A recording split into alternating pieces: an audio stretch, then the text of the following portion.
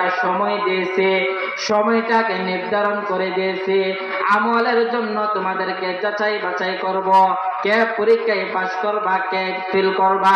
দুনিয়াতে যদি তুমি আমল করে আসতে পারো রে, কবরে শোইবা তো সাথে সাথে তোমাদেরকে জান্নাত দান করে দিব। সুবহানাল্লাহ, আরো জোরে বলেন সুবহানাল্লাহ। ওয়াল আসরি ইন্নাল ইনসানা লাফি খুসর।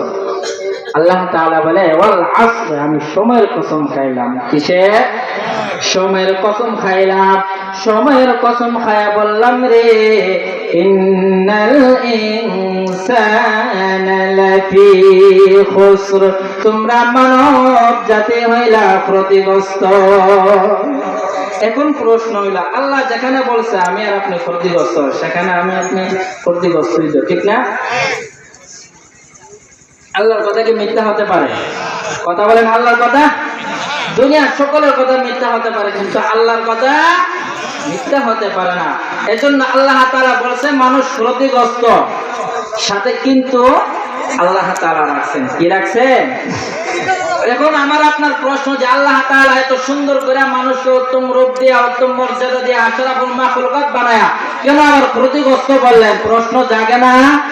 কথা বলেন, জাগেনি?